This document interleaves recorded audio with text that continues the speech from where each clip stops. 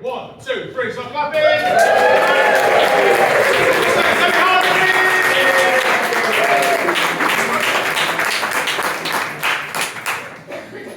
Hi, good evening. This is really nice. Oh, I'm glad I made an effort. Did my face put nice dress on, matching underwear. Always matching underwear for special occasions. I saw the look of fear then. I know I'm on chance of a medical emergency. I'm from up north, a little village outside Manchester. It's called Rochdale. For them that don't know, it's famous for Gracie Fields. Lisa Stansfield. Grooming gangs. And I had an idyllic childhood. Smoking, drinking, underage sex, on and stuff. And it would have been perfect, but my mum were barking mad. She was absolutely off the rocker, totally obsessed with dieting. And she was a yo-yo dieter. And I'll give you an example. 1980, she was North West Slimmer of the Year. 1981, she was Face of Greg's. And we just used to laugh at her. But it stopped being funny when she got obsessed with me. She had me at Weight Watchers when I was 11. That's awful, isn't it? I'm sure it's illegal. And if I lost weight, we stopped at Chippy on way home. But it did give me a complex. It really did. I would swim, I would wear a bathing suit. And that went on for years. And just recently I thought, for God's sake, Dad, get a grip. And I went swimming. God, it was wonderful, life-changing. It was exhilarating. And you know what the best bit were? My tits floating. Absolutely magnificent. I mean, I know you're looking and you're thinking, what's this old bird up to? But as we get older, we start to get invisible. And I don't want to fade away. I want to go out screaming and shouting. So I set myself challenges. I've wrote a book. Woo! Thank you. I've been on the chase. Bradley Walsh is lovely. I have played live at Glastonbury. I strung my ukulele in the car park and I'm having it. But my biggest challenge is I've been married 36 years. 36 years, yeah. Met and married within a year. He proposed to me at Bobby Ball's nightclub in Rochdale. Do you remember Rock on Tommy? Yeah. It's not been cancelled. No, I'll tell the story. Anyway, so yeah, he got down on one day. And you know what the funny thing is even after all these years, I can't be 100% sure he weren't tying his shoelace. I took it as a proposal and I had that wedding book on Monday. But when we got married, we married until death do us part. I just didn't think it'd take this long. But I knew we'd stay together. I knew we'd never separate. Because neither of us wanted custody of kids. But we had a bit of a wobble last month. I mean, he got really fed up with me and he said it was either him or the comedy. And I thought about it and I thought, I've had him a long time. I think I'd probably miss him. So I took the punishment. He punished me physically, emotionally and financially. He made me take the grandchildren to Butlins and bloody hell. But then I had to agree. I'd only do 2 gigs a week. Yeah, but I've got 4 this week. It'll be alright though, I'll just give him a blowjob. But you know, it's like, I married a mechanic and he's a proper petrol head, obsessed with cars, and he's had loads of cars over the years. And his current one's an El Camino. And I told him, I said, I'm going to tell him all about your car. He said, let me write it down so you don't get it wrong. El Camino, 1971, limited edition, black 9, 302 small block Chevy, 500 brake horse, 4 miles to the gallon, roller rockers, high lift cam, big Velvet, B and M auto on the floor shift, 4-barrel car. Ask me what kind of car? What kind of car do you drive? Oh, thank you for asking. I wrote it down so I It's red.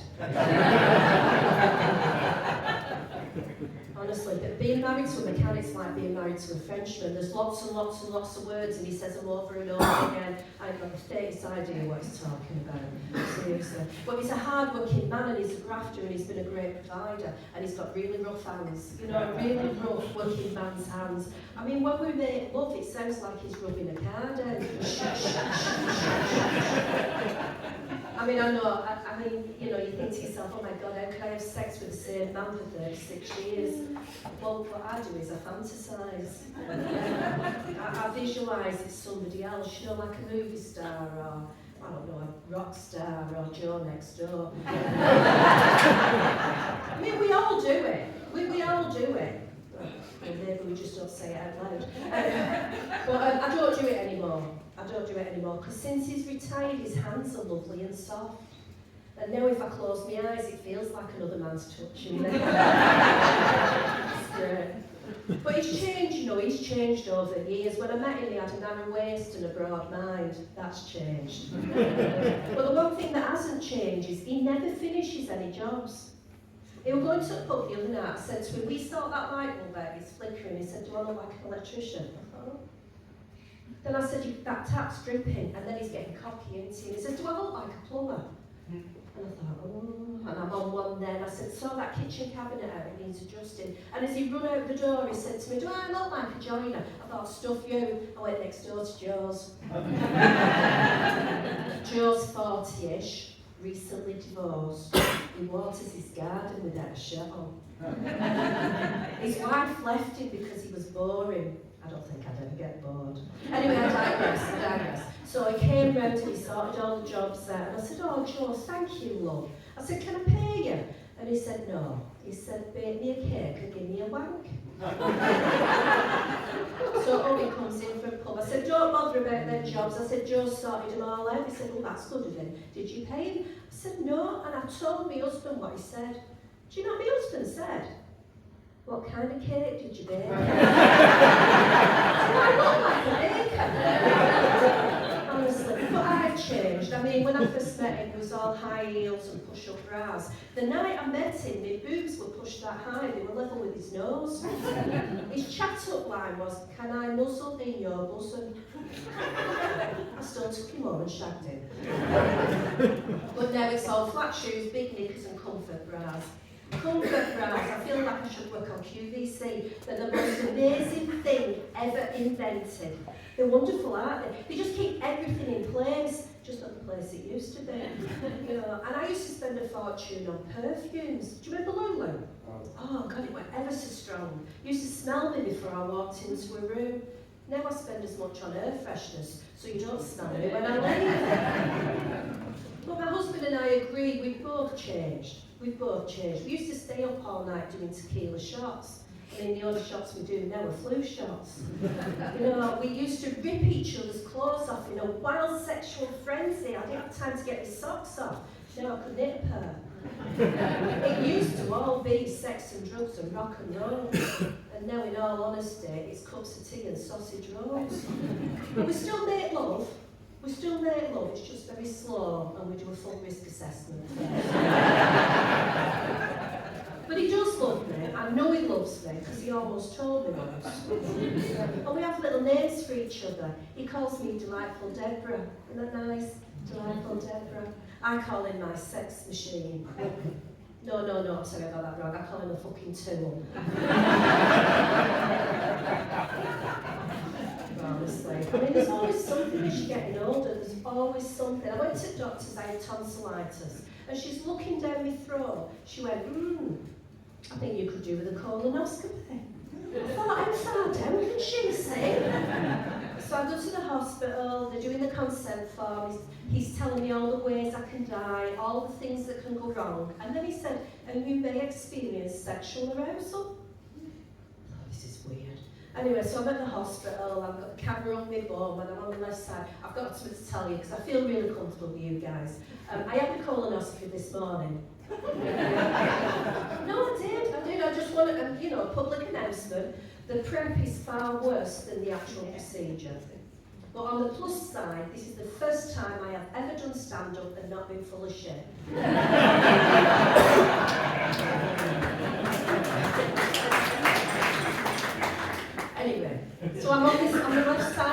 got the camera up there and he's having a right good look. And then he just leans over, he said, are you all right? And I said, yeah, I'm fine. And then I said, I'm not sexually aroused yet. He said, don't worry about it, dear, I am.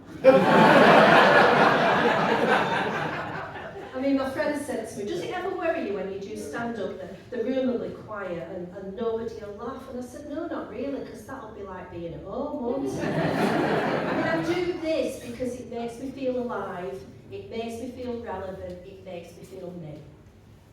And I think my husband has a problem with that statement. I think he's jealous. I said, go and find something that makes you feel that way. He said, I think I'll be a Morris dancer. I said, crack on with that then, Mum. So he goes down to Village Hall, and old Morris men are there, and they're sat behind a table. He said it was like an interview panel, asking him lots of questions, things like, do you like real ale? Are you free bank holiday Mondays? Do you own an anorak? Then they let him try the bells on. He put the bells on his legs and he did some stamping around. They even let him try the handkerchief. He said he had an amazing wrist action. Then the main man said, just one final question. He said, are you circumcised? The husband says, well, yeah, actually I am. And the man shut the book. He says, your application's not been successful. My husband said, well, why? I answered the questions, I did the bells. You even said I had good wrist action. He said, you don't meet the criteria. To be a Morris dancer, you've got to be a complete prick. And I get it laughing this time, and on that note, I'm going to leave you and say thank you very much for listening.